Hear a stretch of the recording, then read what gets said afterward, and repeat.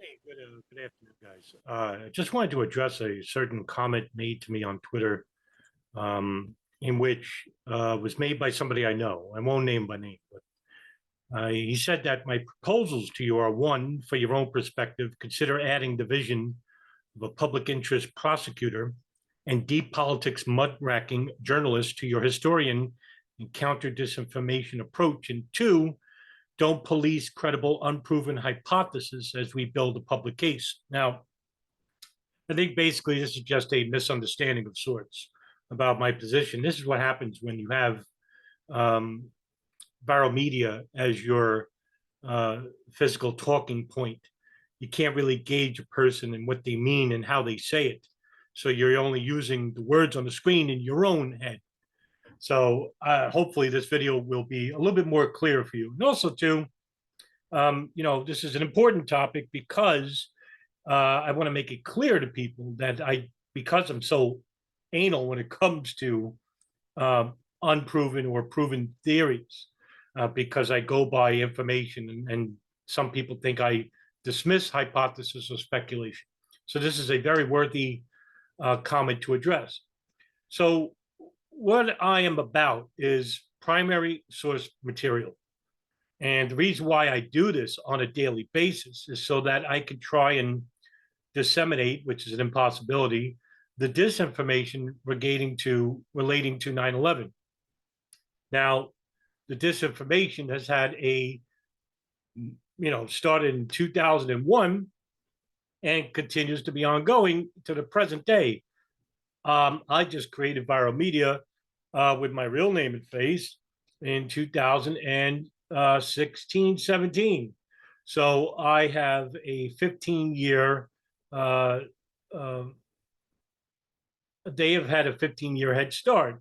So I'm not going to play catch up. I'm just, trying to do my part. At the same time, I do use reasonable speculation. Now, what is reasonable speculation? Reasonable speculation would be, say, for example, that the planes themselves, while hijacked by hijackers, had suddenly come under remote control technology to ensure that the planes actually hit their targets for certain, 100%. That's reasonable speculation. I don't throw away that speculation. As for my position regarding how the towers fell, well, that's just based out of my own ignorance, nothing more. Do you really want to hear my opinion, or do you want to hear facts? That's why I always refer to people like David Chandler, Wayne Costello, Ken Jenkins. They're experts in this field. Go, study what they have to offer. I don't have anything to offer there. I would rather have you have information rather than hear my opinion, which is baseless. And so that's what I'm all about. I'm all about information. I'm all about giving the public primary source, tangible information that they can use. You can't go to court with speculation or opinion. You just can't. Now, can you have, you can when it comes to a civil suit, but I don't want a civil suit. I want to go to court having 100% evidence, not 99%, 100%. If we're going to implicate anybody for 9/11, we better have factual information. And there's very little of it. Now, as of right now, we have law firms like Motley Rice and Creedler who are trying to sue Saudi Arabia for their part into the 9/11 attacks. What we have is financial transactions from Saudi government officials to certain 9/11 hijackers. That's the only evidence we got. And right now, that's what we should be working with, because if we could crack them, hey, maybe we could crack other people. Now, when it comes to intelligence, foreign policy planners, people like Israel, NSA, CIA for that matter, there's little to go by here. And, we're dealing with intelligent people that leave behind very little evidence of their complicity or foreknowledge. And, it doesn't help when you have a country like the United States covering up for the fact of Israel's foreknowledge. Maybe they even have complicity, maybe, but we don't have that evidence yet. But we're trying to find evidence and work our way through speculation to see if we can make connections to where there is evidence. So, to this person who made this comment to me, um, you're not wrong in the sense that these are reasonable scenarios. And I don't throw away speculation. I just don't use it as a primary source of evidence. It's not evidence. And that's why like I said, I try to share evidential information and try not to share speculation as much. You know who uses speculation and irrational speculation? Well, people like Christopher Bolin, people like Jason Bermas or Barbara Honegger or Alex Jones and Jim Fetzer, Judy Wood. I can name you dozens and dozens that you're quite familiar with.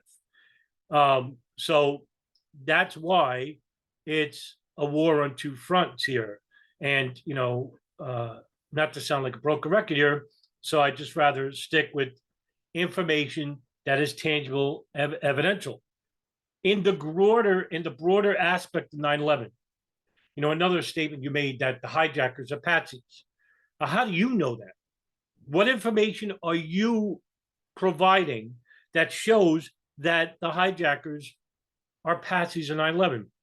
You can make a great argument, so can I, that the muscle hijackers certainly may not have known that this was a martyrdom operation.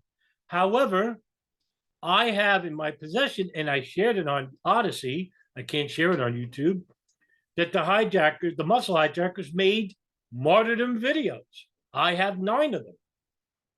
Now, when it comes to the pilot hijackers, what we have is their declarations that they intended to crash the plane. What am I using as evidence? The people who made the phone calls on the planes. Flight 93, for example. We have people on that plane. I think we have 2 people who said that they're going to crash the plane, that they heard the hijackers say they're crashing the plane. And we don't have that for Flight 11 or 77 or 175 because the only cockpit voice recorder that we have is Flight 93. And most phone calls came from Flight 93. We don't have much in the way of phone calls regarding 11, 175, or 77. But if you're one of these irrational people and you throw away all the phone calls because you don't believe all the phone calls are fake, well, guess what? You're throwing away great evidence to show that, hey, maybe that there weren't as many of these people on the plane as you were alluded to. For example, Flight 77. The conspiracy is that there's 5. But according to one flight attendant, Renee May, there's 6. On Flight 93, the federal government says there's 4. But to 6 phone calls, there's 3. Understand? So the phone calls aren't fake. The information isn't all fake, but it isn't all the truth. So how do we disseminate truth from lies? Well, we have to go by evidence. We can't just speculate and say, oh, we think they're wrong. No, you have to show that they're wrong. I don't care what you believe. I want to know what you know, right? So in regards to them being patsies, like how would you know that definitively? And if you're just speculating that they are, fine. But say that you're speculating they are. Don't do what Jason Bermas does or Christopher Bolin does, that they just say things as if this is a statement of fact. I specifically do, when I speculate, very little times I do, I make sure that I tell people that what I'm saying next is speculation. So this way people can say, all right, he's just hypothesizing. But I'm hoping that people take care well enough to fact check what I'm saying. And if I'm wrong, I want to be corrected. Because I am infallible. I'm not perfect. And, I do get things wrong. And I learned along the way.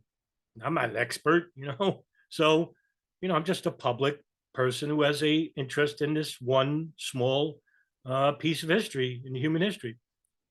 That's it. So I try to be right 100% of the time, and I'm not. But I hope that I'm more right than I'm wrong.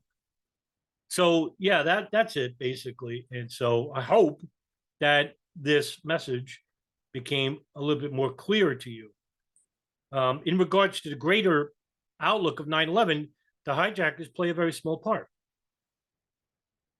The late Michael Collins Piper once said that something that I tend to believe is that 9/11 was an Arab plot, Arab hijacker plot, but that the Americans and Israelis got wind of the plot through the intelligence and manipulated the plot. In other words, something that I wholeheartedly believe, I just can't prove right now, that the NSA, and this is true, by the way, this next statement, the NSA had wiretapped and monitored the phone calls of the Yemen hub and bin Laden satellite phones throughout the 1990s.